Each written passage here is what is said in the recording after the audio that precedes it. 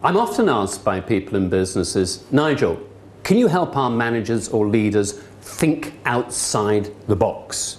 And when I ask them, what box? They say, well, you know what I mean. Now, you know what I mean is English for I have no idea how to articulate that. Because usually, if we're in the box, we're so close to it that we lose perspective. And I think it's very important not to use hackneyed expressions like lateral thinking, brainstorming, think outside the box. If you use second-hand language, you probably have second-hand ideas. So I prefer to think of people as being creative rethinkers. Now, what does this mean? The impulse or reflex of a rethinker to a new idea is to think, why not, what if? Now, that doesn't mean that you accept any new idea, but at least you entertain it for long enough to see the possibilities inherent in it. The enemy of this is when you hear a new idea to say, yes, but.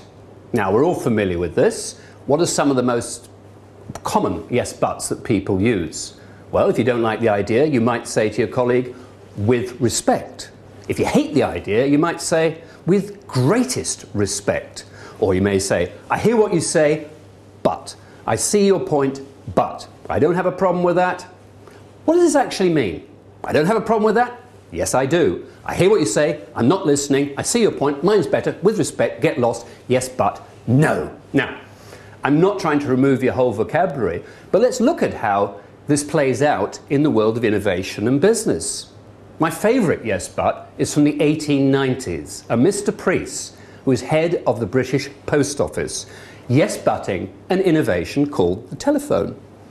This is in the Parliamentary Records, Hansard. He said, for geographical reasons, the Americans require the telephone. We in England do not. We have plenty of messenger boys. Imagine my delight at presenting this quote to a senior group of managers in British Telecom's company, and they said, yeah, well, hasn't really changed much, has it? Or Ken Olsen of DEC Digital Equipment in 1979 said, who on earth would want a personal computer? Well, I think only about 750 million people can. And even his nerdship himself, Bill Gates III, in the early 90s, yes-butted the economic potential of the internet. But to his credit, did a huge U-turn and put resources onto fixing that. Now, it's always easy to laugh at other people's yes, but let's bring this home to ourselves. Here's 3 ways in which we can open up our mind and be more creative rethinkers. Firstly, do something for the next 48 hours. Count yourself yes-butting a novel suggestion. It might be from your colleagues, from the television, from a magazine, a meeting, your wife or husband even. And then stop doing it or you'll go crazy, because you'll realize that we block ideas, new ideas, with yes-butting a lot more often than we think. But that should really sensitize you to how important it is to try thinking, why not, what if? Secondly, if you're having a team meeting, I've often introduced what I call the yes but box. It could be $2, €1, £1, every time you yes but when you're trying to come up with fresh ideas.